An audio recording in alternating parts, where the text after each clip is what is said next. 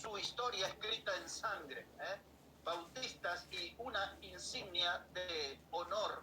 Como les dije, el Salmo 60 y el verso 4 va a ser la base de nuestro mensaje. Salmo 60 y versículo 4 dice la palabra: has dado a los que te temen bandera, que alcen por causa de la verdad. Aquí la Biblia nos dice con claridad que Dios nos ha dado una bandera. No es una bandera para mantenerla archivada, arrugada, olvidada, sino que es una bandera que debe ser levantada por causa de la verdad. La bandera es un distintivo. La bandera es algo que nos representa. Una bandera indica a quién pertenecemos. Y esta bandera que tenemos que levantar nos identifica con la verdad y nos indica que nosotros pertenecemos a la verdad. Esta bandera tiene que ser agitada. Esta bandera tiene que ser mostrada en alto. Esta bandera tiene que flamear, la bandera de la verdad. Le ha dado Dios esa bandera a aquellos que le temen. La palabra temor aquí no habla de miedo, de pánico. La palabra temor habla de reverencia. La palabra temor aquí nos habla de respeto. Y a través de la historia, los bautistas siempre han tenido reverencia por la palabra de Dios, siempre han tenido un gran respeto por la palabra de Dios. Y una de nuestras doctrinas históricas habla de la centralidad de la Biblia, que en cada una de nuestras reuniones, de nuestros cultos, la Biblia debe ser el centro. Cuando asistimos a un lugar, a la congregación, no vamos a escuchar una idea de hombre, no vamos a escuchar una palabra de hombre, vamos para escuchar la palabra de Dios. Es esta misma palabra que Dios nos pide que alcemos como bandera, identificándonos con la verdad. La historia bautista, hermanos, es una historia de grandes esfuerzos. La historia bautista es una historia de grandes sacrificios por la causa de Cristo y por el progreso del Evangelio. Los bautistas, como dije al comienzo, tenemos una historia escrita en sangre.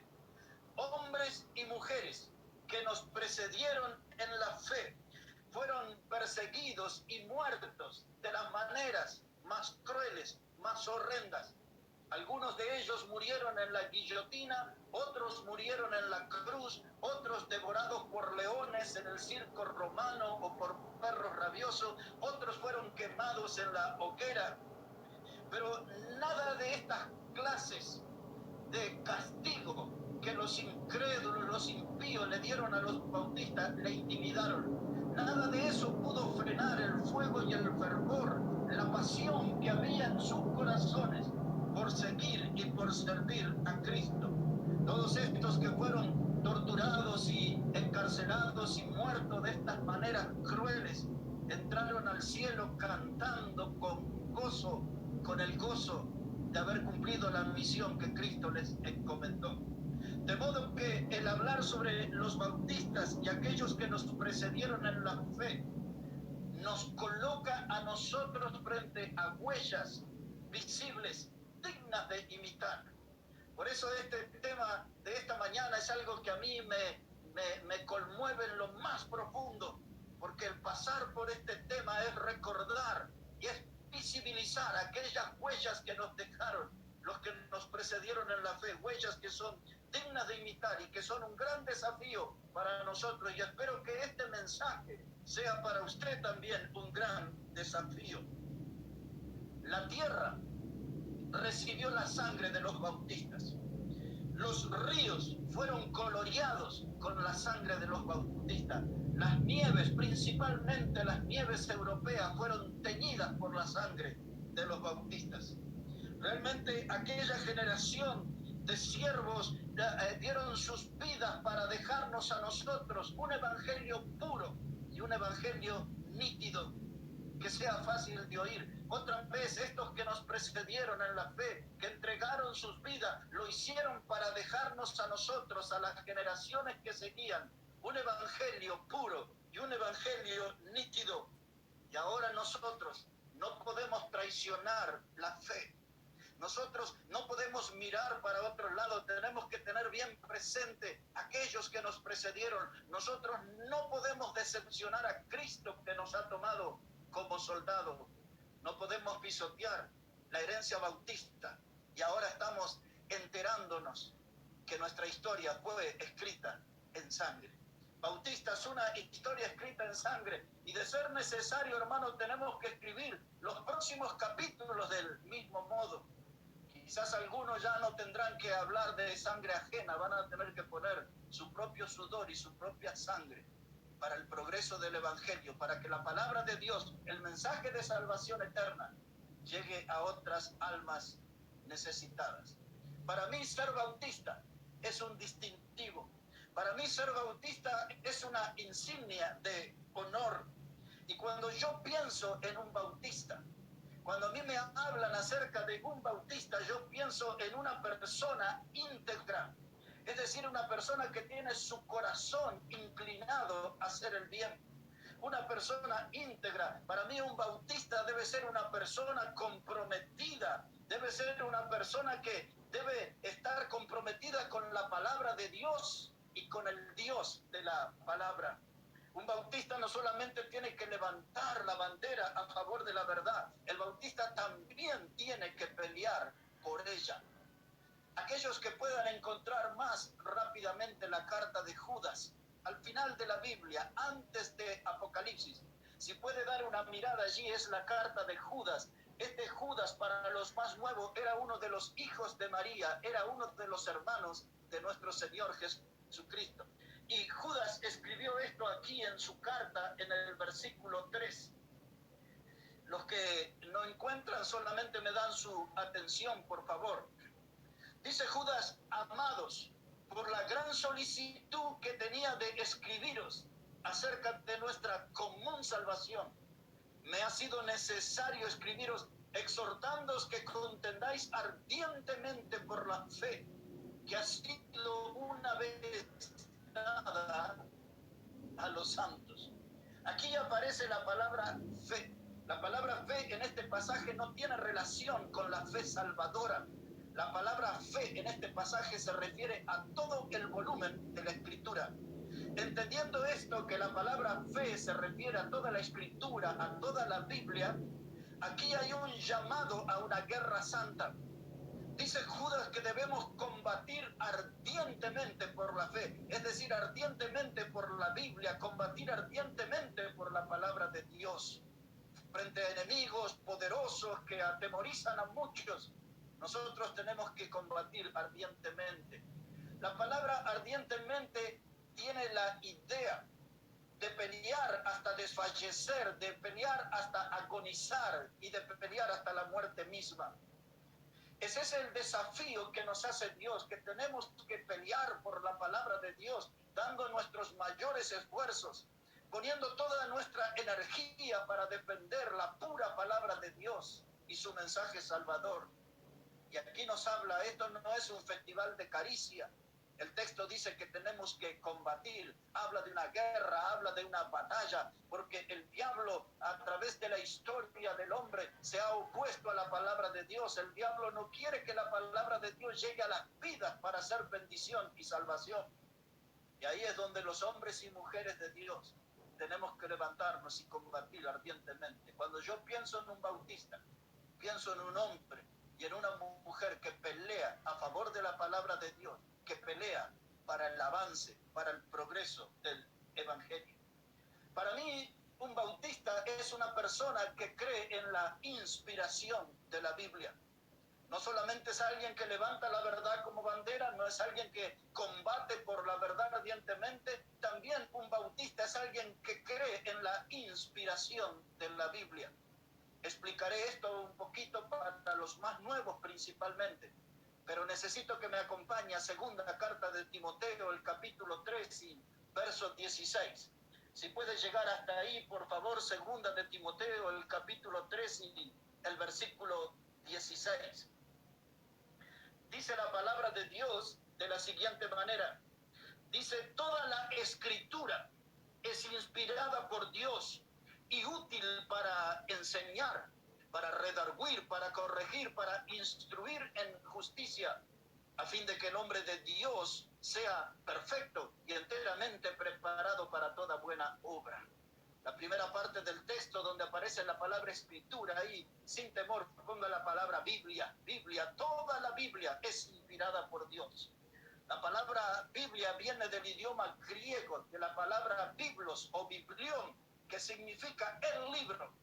Y cuando estamos frente a la Biblia, estamos frente al libro de Dios. Y dice que este libro fue inspirado.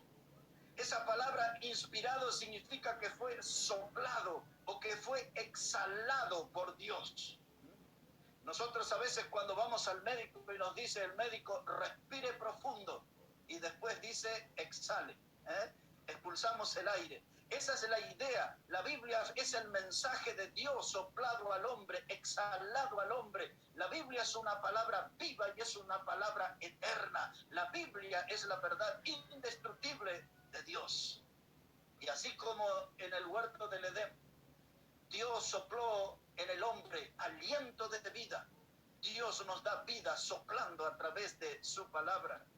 Cuando yo pienso en un bautista, pienso en un hombre, en una mujer que cree en la inspiración de la Biblia, que cree que la Biblia es toda la palabra de Dios. No es parte de la palabra de Dios. La Biblia toda es inspirada por Dios. Por eso la creemos y la predicamos los bautistas, desde Génesis hasta el Apocalipsis. Predicamos la Biblia porque ella es la palabra de Dios. Un bautista levanta la verdad como bandera. Un bautista defiende la verdad, combate ardientemente por ella. Un bautista cree que la Biblia es toda la palabra de Dios. Pero también un bautista debe tener un corazón misionero. Ahora apelo a la memoria de ustedes, al Evangelio de Marcos, el capítulo 16, verso 15, donde Jesús dijo, id por todo el mundo y predicad el Evangelio a toda criatura. Pensando en ese pasaje, pienso en un bautista, debe ser persona con convicción misionera y pasión misionera. El dicho histórico sobre los bautistas era un bautista, un misionero, un bautista, un misionero.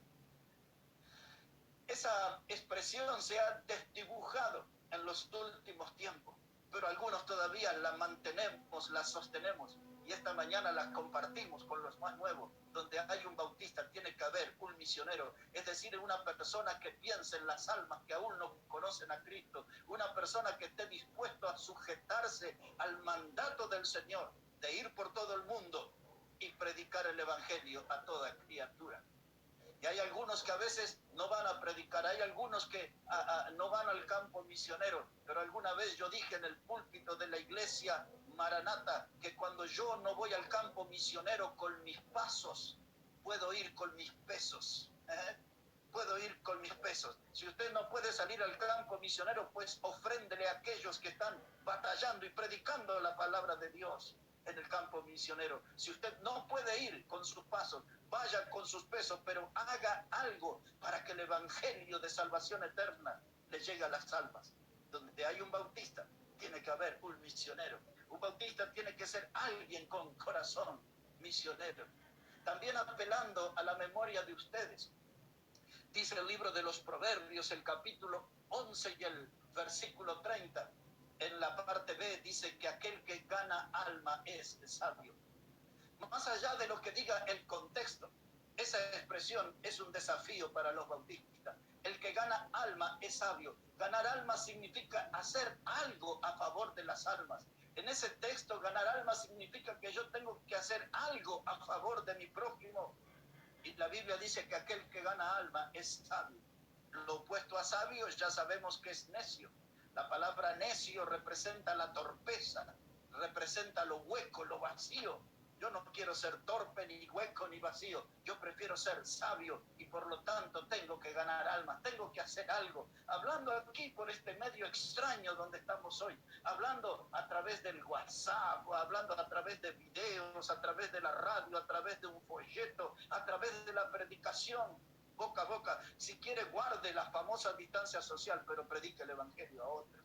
Porque el que gana almas es sabio. Donde hay un bautista tiene que haber alguien sabio. Pienso yo que cuando Pedro y Juan fueron azotados y puestos en la cárcel, en el capítulo 4 de Hechos, y llega la historia hasta el capítulo 5 y el verso 42, y después que ellos recibieron una tremenda golpiza, dice Hechos 5:42, que ellos iban por las plazas y por las casas predicando el Evangelio de Jesucristo cada día. Es esa la pasión misionera que tiene que tener un bautista, ese deseo de predicar el Evangelio cada día, cada oportunidad, donde Dios nos prepara una cita divina, un encuentro con una persona al cual les hablaremos de Cristo y del camino de la salvación eterna. Un bautista levanta la verdad como bandera. Un bautista combate ardientemente a favor de la Biblia. Un bautista es una persona que cree en la inspiración, cree que la Biblia es toda la palabra de Dios. Un bautista tiene un corazón misionero porque le predica el Evangelio a toda criatura, pero debo decirle que un bautista también cree en la santidad. Si puede ahora acompañarme a la primera carta de Pedro, el capítulo 1 y versículo 16. Hasta allí vamos a ir, a la primera carta de Pedro, el capítulo 1 y el versículo 16.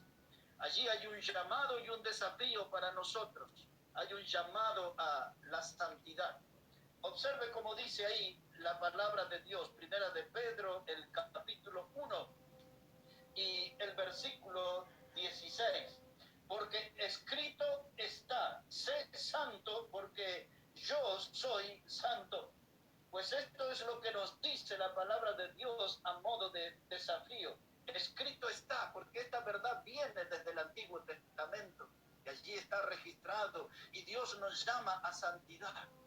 La palabra santidad es la raíz de la palabra apartarse o separarse. En otras palabras, Dios nos está llamando a que nos separemos, que nos apartemos para Él, que no estemos en la corriente de este mundo, que no adoptemos la filosofía pecaminosa de este mundo para nosotros. Estamos en el mundo, dijo el Señor Jesús, pero no somos de este mundo. Somos ciudadanos del cielo. Pablo reafirmó esa verdad cuando le escribió a los filipenses en el capítulo 3 y en el versículo 20, diciéndole, porque nuestra ciudadanía es celestial, de donde también esperamos al Salvador. Es decir, que nosotros somos ciudadanos del cielo, por lo tanto debemos vivir apartados del estilo de vida de este mundo. Estamos en el mundo, pero no adoptamos el estilo de vida del mundo. Nos separamos para Cristo, nos separamos para Dios, nos separamos aceptando el desafío de ser santos, porque nuestro Dios es santo. Donde hay un bautista tiene que haber santidad. Donde hay un bautista también debe haber llenura del Espíritu Santo. Por lo tanto, quiero que me acompañe ahí a la carta de Pablo a los Efesios, capítulo 5 y verso 18. Si puede dar una mirada allí, por favor, Efesios 5 y versículo 18. Pues así nos dice la palabra de Dios, Efesios 5, verso 18, dice la palabra, no os embriaguéis con vino, en lo cual hay disolución, antes bien sed llenos del Espíritu Santo. La llenura del Espíritu es presentada aquí en contraste con la influencia del alcohol. Una persona que toma vino o cualquier clase de bebida alcohólica, al poco rato esa bebida comienza a influir, a dominar esa vida y la transforma de tal manera que esa persona ya no es él. Dice cosas incoherentes, dice cosas y hace cosas que en el estado natural jamás se animaría. La Biblia habla de eso para mostrar el poder y la influencia del alcohol, cómo gobierna el alcohol y destruye una vida. Y ahora en la vereda de enfrente pone al Espíritu Santo y dice, sed llenos del Espíritu Santo. Así como el alcohol gobierna la vida de alguien que está perdido, un salvo, un hijo de Dios, un bautista, tiene que ser dominado por el Espíritu Santo, llenos del Espíritu Santo. Para sintetizar esa enorme doctrina de la llenura del Espíritu Santo, la trato de reducir a esta expresión. Ser lleno del Espíritu Santo significa vivir en ausencia de pecado.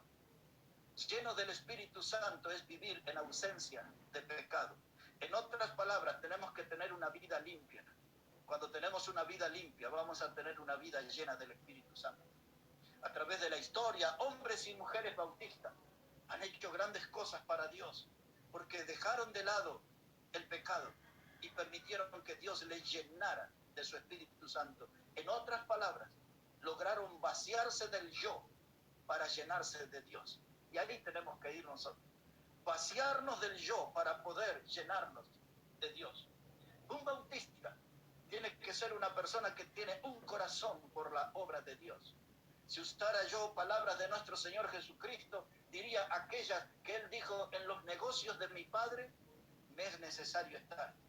Un bautista tiene que tener un corazón enredado, involucrado, comprometido con la obra de Dios. Un bautista no tiene que ser dueño de un corazón mezquino, tiene que ser dueño de un corazón que esté comprometido con la obra de Dios. Si puede ir ahora a 2 de Corintios, el capítulo 11, la segunda carta que Pablo escribió a los Corintios, en el capítulo 11 y versículo 28. Les cuento que los textos anteriores, Pablo viene hablando de todas las luchas, de todos los sufrimientos que él tuvo en su ministerio, en su vida de servicio a Dios. Pablo habla en los textos anteriores que él estuvo en peligros de ríos, en peligro de fieras, en peligro de su nación, en peligros de río, peligros en los caminos. Él habla que tuvo que pasar por ayunos y por hambre, y él habla que tuvo que aún superar a los falsos hermanos, y después que él da toda esa larga lista, dice Pablo en el capítulo 11, verso 28, estas palabras. Dice: y además, de todo eso que le dije, más otras cosas, dice Pablo: y además de otras cosas, lo que sobre mí se agolpa cada día, la preocupación por todas las iglesias. Ahí estaba eso, ese sentimiento en el corazón de Pablo, la preocupación por todas las iglesias. Nos preocupa lo que pasa en Santa Cruz, en Oruro, en La Paz. Nos preocupa lo que pasa en Uruguay, en Chile, aquí en la Argentina. Nuestro corazón tiene que estar preocupado por toda la obra de Dios, por todas las iglesias. Tenemos que estar velando por el progreso del Evangelio. Tenemos que estar velando como los bautistas que nos precedieron en la historia, que esta palabra viva siga corriendo y siga haciendo obra salvadora en los corazones de las personas. Pasando en limpio hasta ahora, un bautista es una persona que alza la bandera por causa de la verdad. Un bautista combate ardientemente por la fe que le ha sido dada a los santos. Un bautista es una persona que tiene un corazón misionero y predica el evangelio a toda criatura. Un bautista cree en la inspiración de la Biblia, de Génesis a Apocalipsis, la acepta como toda la palabra de Dios. Un bautista es una persona sabia porque gana almas. Un bautista es una persona santa porque cree en la llenura del Espíritu y se aparta de este mundo para vivir para Dios. Un bautista es el dueño de un corazón que está preocupado por el avance de la obra de Dios. Ahora les llevaré a otro escalón de nuestro mensaje y les hablaré de la importancia de un nombre. A veces algunos me dicen: pero ¿por qué usted no habla de los presbiterianos, de los metodistas y los congregacionalistas, los episcopales? Bueno, ellos tendrán quienes hablen de su historia.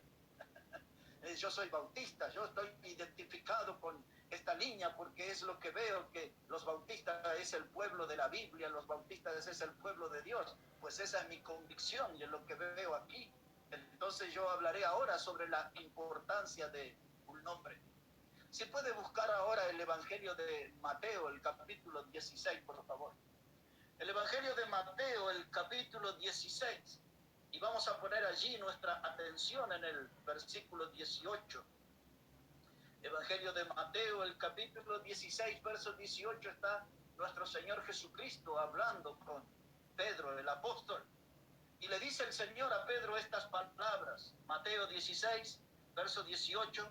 Y yo también te digo que tú eres Pedro, y sobre esta roca edificaré mi iglesia, y las puertas del Hades no prevalecerán contra ella.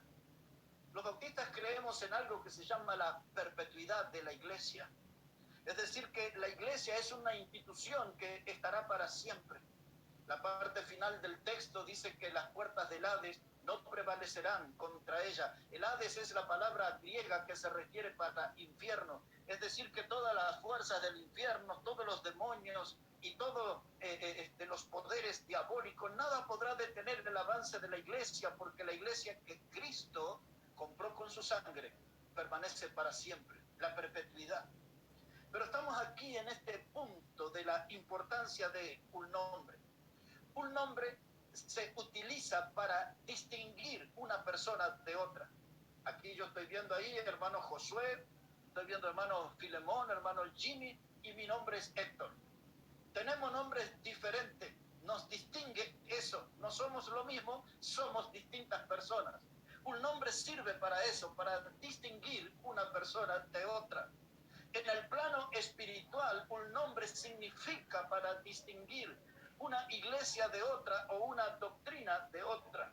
Otra vez, en el plano espiritual, un nombre significa para distinguir una iglesia de otra o una doctrina de otra. Todas las iglesias que nosotros conocemos han tenido su líder terrenal.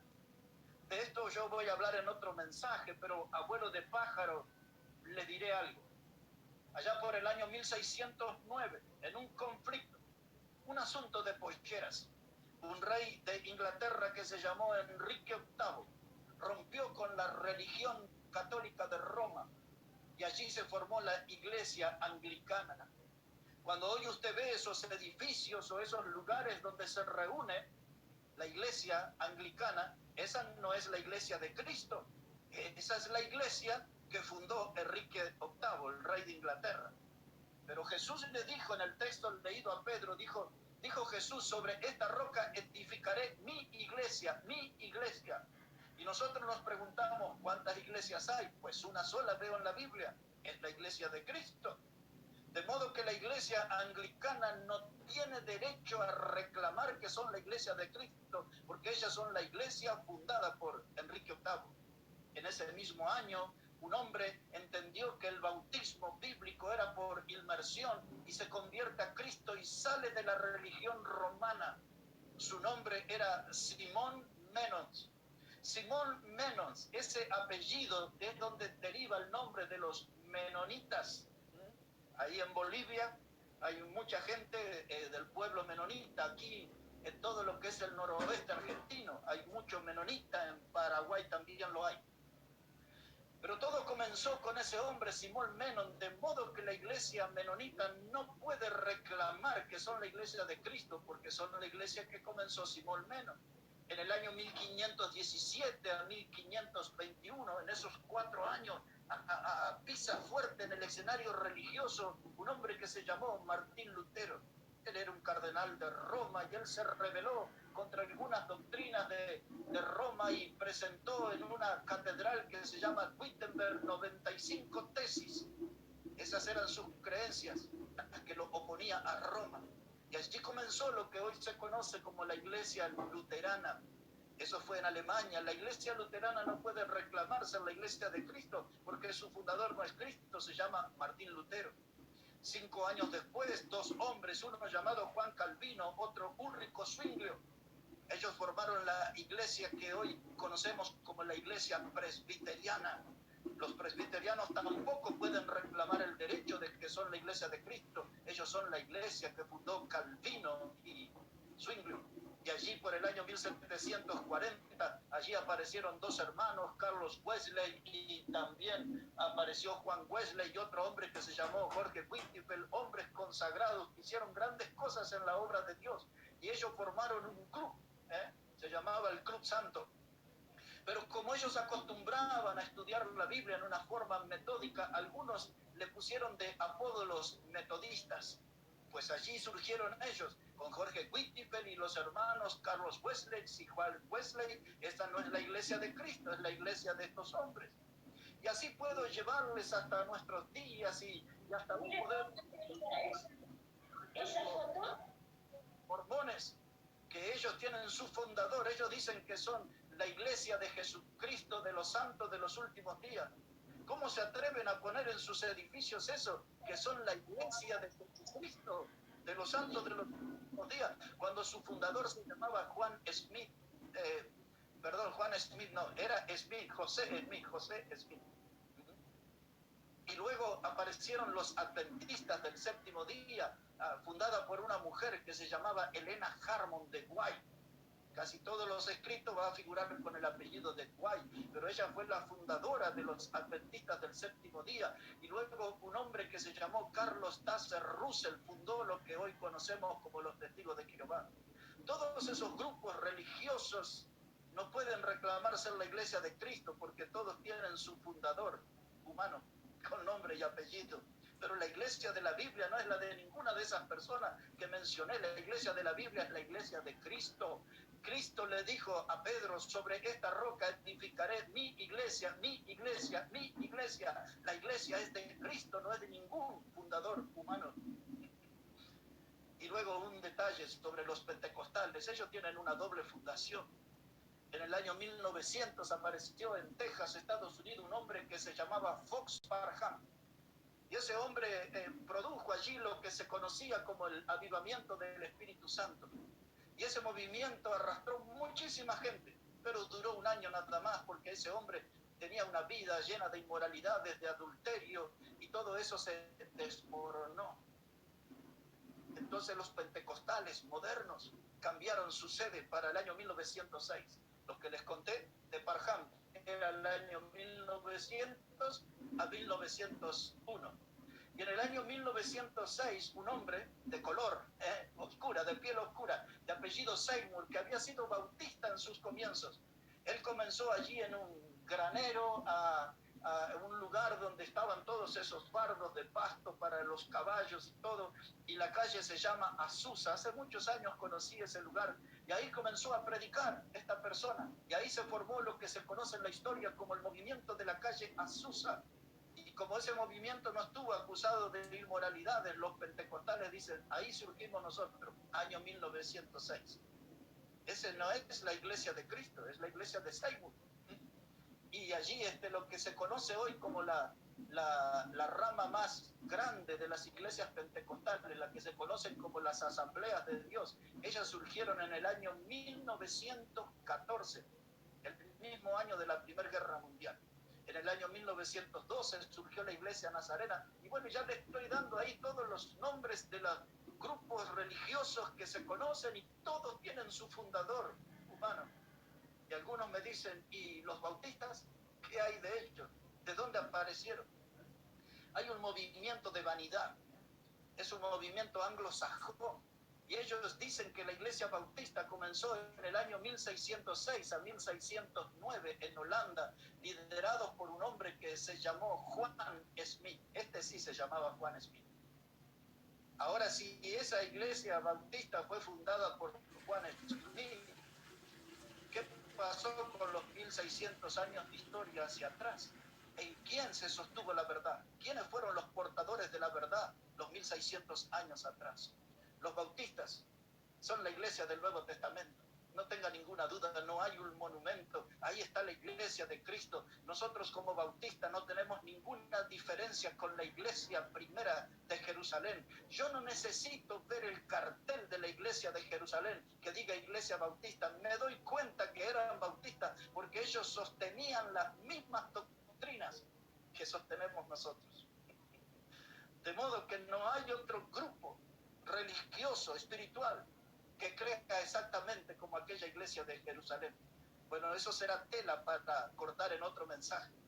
Pero estamos hablando de la importancia del nombre, porque dice la palabra de Dios, hermanos, que había aquí una iglesia, la iglesia que Cristo compró con su sangre. La iglesia de Cristo es una sola. Y ahora, a través de la historia, voy a tener que apelar un poquito a la memoria de ustedes. Pero yo sé que hay algo que nos puede ayudar. En este momento sería ideal tener un pizarrón, un lugar donde escribir, ¿no? Pero imagínese usted la palabra bautista a modo de acróstico, a modo de acróstico, es decir, escribir la palabra bautista no hace en forma horizontal, sino en forma vertical, de arriba hacia abajo. Imagina así la palabra bautista. Y cada una de las letras de la palabra bautista contiene una doctrina fundamental. Por ejemplo, la letra B habla de la base y la autoridad de la Biblia. Los bautistas reconocemos eso, nuestra única fuente es la Biblia. Nuestra doctrina, nuestra fe, nuestra manera de vivir está basado en la Biblia. Y entonces usamos la B para decir que creemos en la inspiración de la Biblia, en la base de nuestra creencia, base y autoridad es esa Biblia. La autoridad nuestra no es los sueños, las revelaciones que dicen tener algunos profetas o apóstoles modernos que andan por ahí. Nuestra base está en la Biblia. Nuestra creencia está basada en la Biblia. La letra A la usamos para definir la autonomía de la iglesia local. De cada una de estas doctrinas que menciono se necesitaría una hora por lo menos. Pero la autonomía de la iglesia local quiere decir que nosotros creemos que cada iglesia se gobierna por sí mismo, se propaga por sí mismo y se sustenta por sí mismo. Es decir, que yo no tengo influencia sobre la iglesia en Oruro, o en Santa Cruz, o en Cochabamba, o en algún lugar de la Argentina. No puedo inmiscuirme en los asuntos de otra iglesia, porque cada iglesia se gobierna a sí mismo. Es lo que vemos en la Biblia, es lo que creemos los bautistas. Cada iglesia se gobierna, se sustenta, y cada iglesia se propaga por sí mismo. La palabra o la letra U la usamos para decir que son las únicas dos ordenanzas que creemos los bautistas. Ellas son el bautismo y la Santa Cena. En Mateo 28, versos 18 a 20, el Señor Jesucristo envió a ser discípulos, a bautizarlos en el nombre del Padre, del Hijo, del Espíritu Santo. Creemos nosotros en el bautismo y creemos también nosotros en la cena del Señor. Por ejemplo, en 1 Corintios 11, 23 al 31, Pablo dice que él enseñó lo que recibió del Señor y que el Señor Jesús, dice que él allí compartió el pan y compartió de la copa con sus discípulos y les pidió que hicieran esto en memoria de mí, dijo el Señor. No dijo cuántas veces, pero la mayoría de los bautistas lo hacemos el primer domingo de cada mes. Si otros lo hacen con más frecuencia, está bien, no hay ningún problema, solamente hay que hacerlo. Bautismo y la Santa Cena. La Santa Cena es una reunión memorial donde recordamos el sacrificio de Cristo, su muerte, sepultura y resurrección, pero también recordamos que la Biblia nos dice que Él vendrá, porque dijo Jesús, haced esto en memoria de mí hasta que yo venga. Ahí está la promesa de su regreso. Así que los bautistas creemos en esto, usamos la letra T para decir que todo creyente es sacerdote. Cuando Cristo murió en la cruz se abrió el velo del templo. Y esa era la enseñanza de que ahora a través de Cristo cada uno de nosotros puede tener un acceso directo, una entrada directa. Hay muchos textos para eso, como Hebreos 4, verso 16, donde se dice que podemos acercarnos confiadamente al trono de la gracia para encontrar allí oportuno socorro. Hebreos, por ejemplo, el capítulo 10, versos 19 al 22, se nos habla de un camino que se nos abrió por medio de la sangre de Cristo para presentarnos delante del Padre. Por eso creemos que todo creyente es sacerdote. Usted no necesita un intermediario para llegar a Dios. Usted puede entrar directamente por medio de Jesucristo, el que vive en su vida porque Él es su Salvador. Usamos nosotros la letra I para decir una iglesia cuyos miembros son salvos. Mucha gente puede ir a las reuniones y a los edificios donde se reúnen los creyentes, pero la verdadera iglesia de Cristo se compone por gente salva, es decir, gente que ha nacido de nuevo, gente que se ha arrepentido de sus pecados y ha creído en Jesucristo como su Salvador. La iglesia bautista es una iglesia cuyos miembros son salvos. En los cultos modernos hay mucha gente incrédula y aún es grande la cantidad de predicadores y de pastores que nunca tuvieron una experiencia personal y salvadora con Cristo. Pero la iglesia bautista cree que la iglesia es aquella que sus miembros son salvos. Y usamos la letra S para hablar de la separación de la iglesia y del Estado. Los bautistas somos casi los únicos que creemos esto. Puede haber alguno más por allí. Pero nosotros creemos que Dios creó tres instituciones: la familia, el Estado y la iglesia. Y las tres instituciones son independientes. Puedo resumir esto en aquel texto conocido que dice: dad a César lo que es de César y a Dios lo que es de Dios. Lo que tiene que ver con el gobierno humano, esos son los asuntos terrenales, pero aquello que tiene que ver con Dios, tiene que ver con asuntos celestiales, espirituales y eternales. Usamos también nosotros la letra T, la segunda T, para decir que toda persona tiene libertad de conciencia. Y ahí sí, casi que les diría que los bautistas somos los únicos que creemos en esa doctrina de la libertad de conciencia. En algún lado puede encontrar usted que se habla de la libertad del alma. Es la misma expresión. Libertad de conciencia, libertad del alma, que es lo que indica que sobre nuestra vida solamente está Dios. No puede una persona imponernos ideas o estilo de vida, porque sobre nuestra vida solamente está Dios.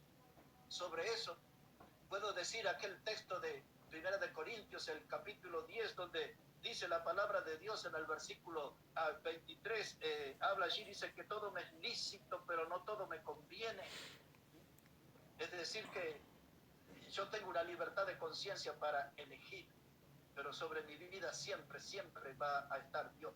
Y termino aquí con la letra A. Eso significa que aceptamos nosotros, aceptamos dos oficios, pastores y diáconos. Allí en 1 Timoteo 3, del verso 1 al 9, se nos explica los requisitos espirituales, morales y sociales que debe tener un pastor y que debe tener un diácono. Y la letra S final de la palabra bautista es para hablar acerca de la soberanía de Dios. Que Dios está sobre todas las cosas. Nada de lo que sucede en este mundo ocurre al azar. Todo está bajo el control de Dios. Me encanta para que algunos puedan meditar en el libro de Hechos de los Apóstoles, capítulo 4, verso 24, cuando Pedro es soltado de la cárcel con Juan y viene allí a una reunión de oración y ora, y entonces comienzan dirigiéndose a Dios, soberano Dios. Ahí está, ellos reconocieron aún en la oración que Dios es soberano, que Dios está sobre todas las cosas. Es aquella misma reunión donde cuando terminaron de orar el lugar tembló. Qué experiencia tremenda, ¿no? Qué experiencia tremenda. Los bautistas creemos en la Biblia, creemos en la palabra de Dios. Los bautistas creemos en la importancia de un nombre. Y ahora unas palabras de advertencia. Una palabra de tener cuidado sobre los usurpadores del nombre. Los usurpadores del nombre. Tenemos ahí muchos textos, pero lo que quiero decirles es que hay muchos grupos que abundan y que tienen en la puerta de sus locales un cartel que dice Iglesia Bautista, pero cuando usted ingresa a sus reuniones, los cánticos son pentecostales. La manera de vivir no es la manera que tiene un bautista. Ellos tienen allí su estilo carismático y tienen su estilo mundano, y ese tipo de cantos y de gritos y de cosas que no motiva a la gente a servir a Dios. Esas clases de música que no motivan a la gente a ponerse de rodillas delante de Dios, sino que los incentiva para bailar, saltar, danzar o cosas por el estilo. Y cuando pasan esas cosas dentro de un local que en la puerta dice Iglesia Bautista, esos son usurpadores del nombre, porque meten un estilo mundano en las congregaciones. Algunos de ellos se hacen llamar bautistas renovados. ¿Y qué pasa con los bautistas de la historia, los bautistas de las sendas antiguas? ¿Por qué hay renovado? ¿Qué es lo que cambió? ¿Qué es lo que se renovó? ¿Con qué derecho ellos hablan de una renovación si la Biblia no se renovó? La Biblia es la misma ayer, hoy y por los siglos. La Biblia es la palabra eterna, es atemporal. La Biblia no cambia, por lo tanto los creyentes no deben cambiar, no deben renovarse ni llamarse neoevangélicos, neoortodoxos o todos esos neos que andan sueltos por ahí. Nosotros somos de las raíces, somos de las sendas antiguas. Ahí está apegada nuestra fe, nuestra creencia y nuestro estilo de vida. Pablo le escribió a Timoteo en la primera carta, en el capítulo 6, advirtiéndole sobre aquellos que utilizan la piedad como fuente de ganancia. Y después agrega Pablo, dice, apártate de los tales. Hay una advertencia que hay gente que usa la iglesia local o la religión, la espiritualidad como un negocio, como si fuera algo comercial, una moneda comercial. Y Pablo dice, aquellos que usan la piedad, las cosas de Dios como fuente de ganancia, apártate de los tales. Aléjese de esa gente tóxica que va a contaminar y envenenar su alma. Usted quédese pegado a la Biblia, como lo han hecho a través de la historia los bautistas. Aunque déjeme decir algo entre paréntesis, hoy la palabra bautista no es garantía de pureza doctrinal. La palabra bautista no es garantía de pureza doctrinal. Por lo que estoy diciendo, porque hay muchos que son usurpadores del nombre. En muchas de esas iglesias que usan el nombre bautista no tienen predicadores fieles, pastores fieles, tienen manipuladores psicológicos. Es decir, gente que maneja la emoción del pueblo, que los hace saltar, gritar, llorar, todas esas cosas. Manipuladores psicológicos, son gente que se comportan como adivinos, como agoreros, no usan la Biblia y ellos le profetizan bienestar económico y progresos y declaran y decretan y establecen y hacen todas esas cosas que es puro humanismo. Esos son usurpadores del nombre. En la puerta dice Iglesia Bautista, pero lo que hace adentro tiene más que ver con aquella gente que Dios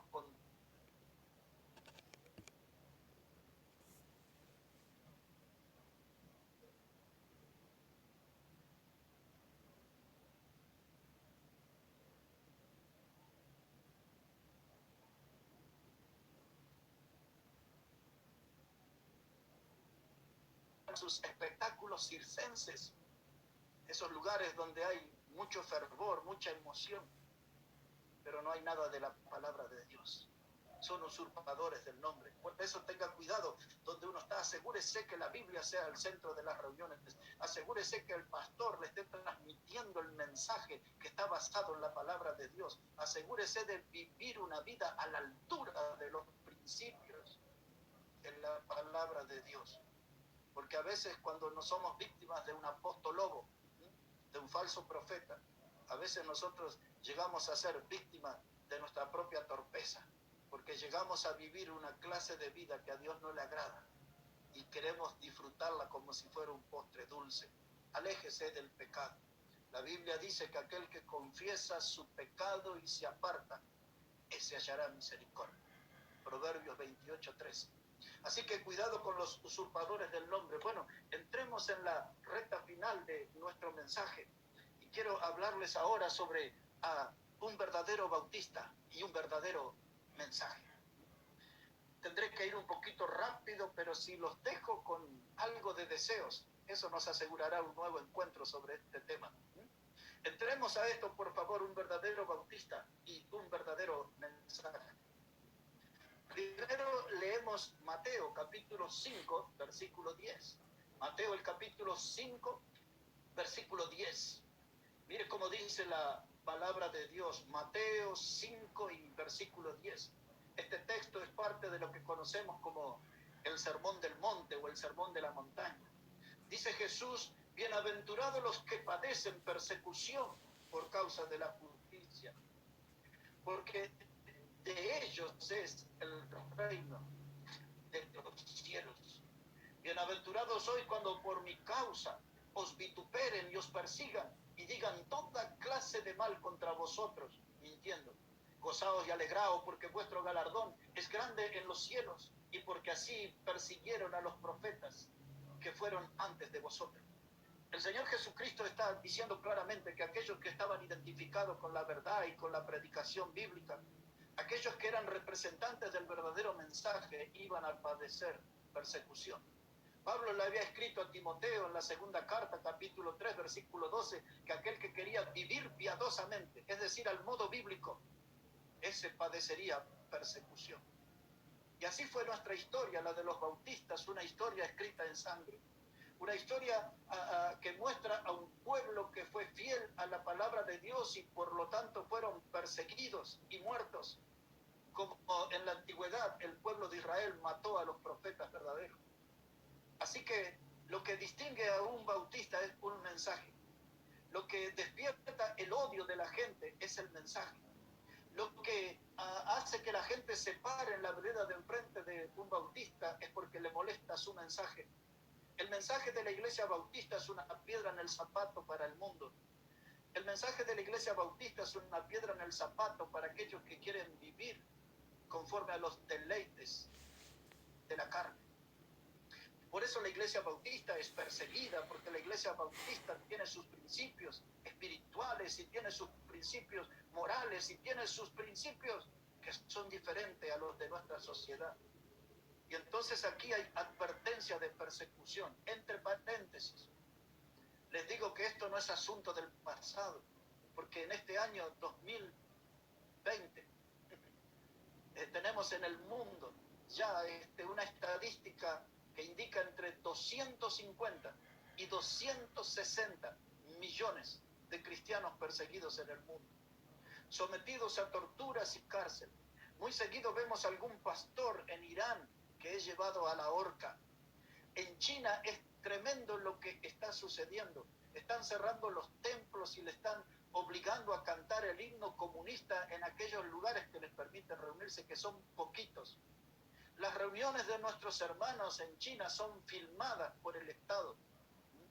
Y allí cuando alguien está bien comprometido con la fe, lo llevan a campos de concentración. Escuche eso, le llevan a campos de concentración y usan un shampoo del diablo para lavarle la cabeza y tratar de sacarle los principios cristianos y poner los principios del comunismo.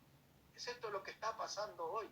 Es terrible lo que pasa en países de África como Marruecos, como Sudán, como Somalia y otros tantos, donde nuestros hermanos, los templos son derribados y nuestros hermanos son quemados en grupos, pasados por el fuego. De modo que cuando hablamos de persecuciones no estamos hablando del pasado, estamos hablando del precio que están pagando hombres y mujeres en nuestro día. ¿Quieres un número de la Iglesia Pila Esperanza? ¿Cuál es Radio Cruz del Sur? Tenía yo radio.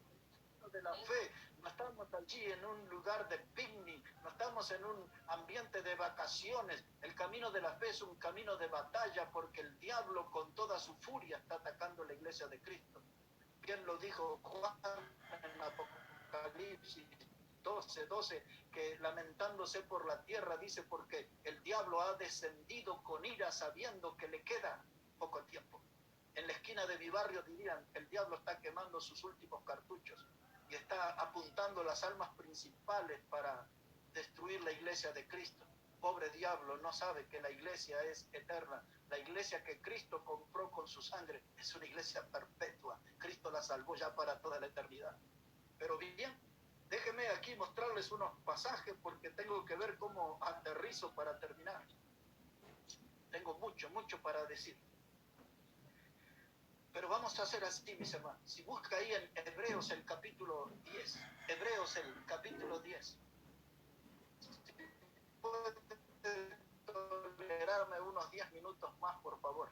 Yo sé que he sido un poquito extenso, pero aún he dicho muy poco sobre la historia de los bautistas, el pueblo de la Biblia, el pueblo del Nuevo Testamento. Hebreos el capítulo 10, por favor. Y dice aquí la palabra de Dios, versículo 32, Hebreos 10 y versículo 32. Dice la Biblia, mis hermanos, pero traed a la memoria los días pasados, en los cuales, después de haber sido iluminados, tuvisteis gran combate de padecimientos. Por una parte, ciertamente, con vituperios y tribulaciones, fuisteis hecho espectáculo, y por otra llegasteis a ser compañeros de los que estaban en una situación semejante, porque de los presos también os compadecisteis, y el despojo de vuestros bienes sufristeis con gozo, sabiendo que tenéis en vosotros una mejor y perdurable herencia en los cielos. Algunas cosas. Habría una prédica entera de 1 hora aquí en este pasaje. Pero algunas cosas dice, traed a la memoria los días pasados. Es decir, que hay una invitación a darnos un baño de memoria.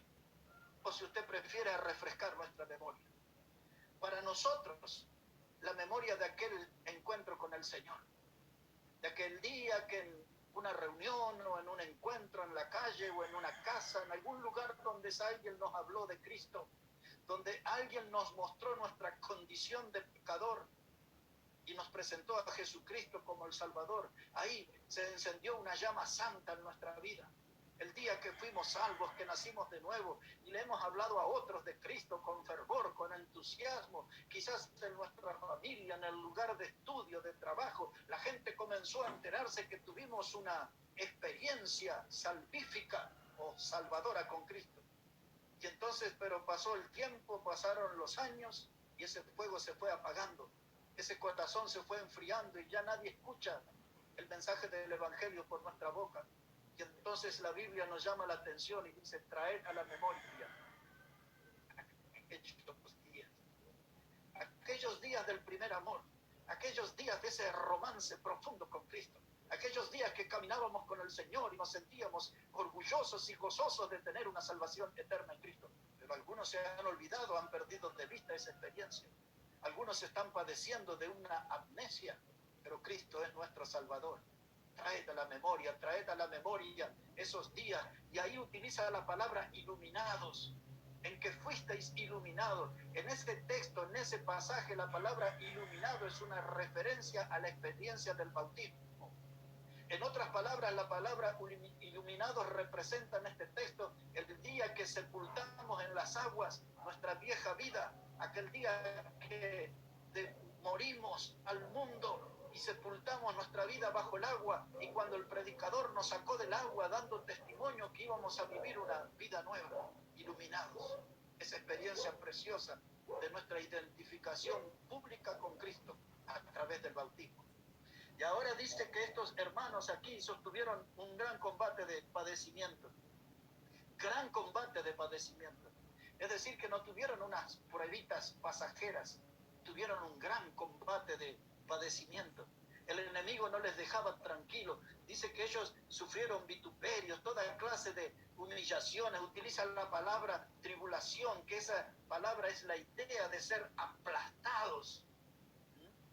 Y dice aquí que ellos con gozo sufrieron el despojo de sus bienes. Sus casas eran quemadas, sus bienes eran llevados por el enemigo, sus cosechas eran robadas o destruidas. Pero aún así ellos vivían con gozo y seguían adelante predicando la palabra, porque dice que tenían una esperanza mayor en los cielos. Ellos no estaban atados al materialismo de este mundo. Y es esto lo que un bautista tiene que representar. Un bautista no es una persona que está enfocada a hacer tesoros en la tierra donde la polilla y el orín corrompe. Un bautista tiene que estar enfocado en darle gloria a su Salvador, y teniendo conciencia que un día estaremos delante de Él. Romanos 14, verso 14, 2 de Corintios 5, 10, son textos que nos hablan de que todos vamos a comparecer ante el tribunal de Cristo, todos vamos a tener que rendir cuenta, y usted no va a llevar allí el balance de su empresa, ni el balance de sus cuentas bancarias, ni el poder de su chequera o tarjeta de crédito.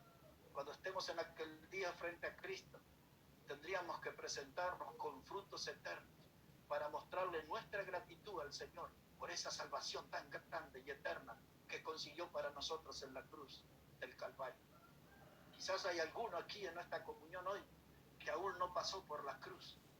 Necesita ir por la fe a esa cruz y ver esa sangre que Cristo derramó y permitir que esa sangre le limpie todos sus pecados y le pueda dar una salvación que es eterna. Porque hay perdón en la sangre de Cristo y hay salvación eterna en la sangre de Cristo. Ahora, un detalle más sobre estos hermanos en Hebreos, pero en el capítulo 11, observen. Hebreos el capítulo 11 y el versículo 36. Mire cómo vivía esta gente. Hebreos 11, verso 36, y todo esto es por causa de la fe, por la fe. Dice, otros experimentaron vituperios y azotes, y además de esto, prisiones y cárceles, y fueron apedreados, aserrados, puestos a prueba, muertos a filo de espada. Anduvieron de aquí para allá, cubiertos de pieles de oveja, de cabras, pobres, angustiados, maltratados, de los cuales el mundo no era digno, errando por los desiertos, por los montes, por las cuevas y por las cavernas de la tierra. Ahí están nuestros hermanos en la fe, hombres y mujeres que nos precedieron, apedreados. Y ahí aparece la palabra aserrado, Quizás alguien no lo sepa, pero eso es una referencia al profeta Isaías, que le pusieron adentro de un tronco seco y con sierras despedazaron su cuerpo.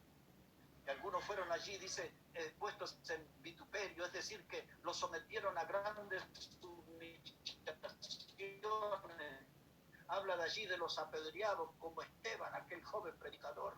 Esa gente, con su testimonio y con su muerte, nos llena de vida y de entusiasmo a nosotros para seguir adelante con la causa de Cristo.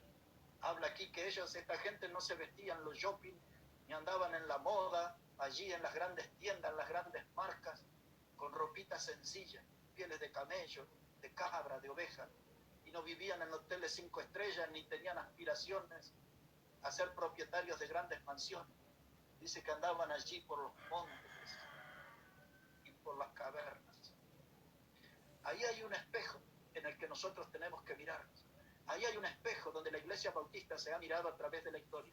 Y por eso los bautistas, animados con aquellos que nos precedieron en la fe, han escrito una historia en sangre. Y esa historia se está escribiendo en nuestra vida. Esa historia está teniendo nuevos capítulos en este tiempo. Espero que nosotros estemos escribiendo una buena parte de los nuevos capítulos de la historia bautista. Que nosotros estemos haciendo una buena letra. Hay mucho más para hablar, mis hermanos. Pero le quería hablar sobre cada uno de los apóstoles, pero se lo voy a dejar para otra oportunidad. Y voy a terminar con estas palabras. La sangre de los mártires, la sangre de aquellos hombres y mujeres que nos precedieron en la fe, nos desafían a nosotros, hermanos, a avivar el fuego en nuestros corazones. Revise su corazón. Revise esa llama santa, si se está extinguiendo, avívela. Como dijo Pablo a Timoteo, yo te aconsejo que avives el fuego de Dios que está en ti. No deje apagar esa llama santa, no deje que se extinga. Que al pasar por la historia bautista y el ejemplo de estos hombres y mujeres en la Biblia, en esta mañana nuestro corazón vuelva a encenderse, vuelva a haber fervor, ardor, vuelva a haber compromiso con Dios, porque esos hombres y mujeres que hemos visto hoy, ellos han dejado huellas de sacrificio, ellos han dejado huellas de servicio y de fidelidad a Dios. Yo no quiero traicionar la Biblia, yo no quiero traicionar la fe, y tampoco quiero traicionar la historia de los bautistas. Una historia que fue escrita en sangre. Recuerde, todos daremos cuenta delante del Señor. Tenemos que vivir a la altura de aquella salvación que Cristo consiguió para nosotros. No le dé oportunidad al diablo, no le dé oportunidad al diablo. Identifíquese con el nombre bautista, con ese estilo de vida, con ese estilo de predicación, con ese estilo de compromiso, porque para mí bautistas es una insignia de honor. Bautista es algo que a mí que me distingue y me desafía cada día. Dijo el Señor en Lucas 9 y verso 23, dice que aquel que se cree digno de mí, tome su cruz cada día y sígame.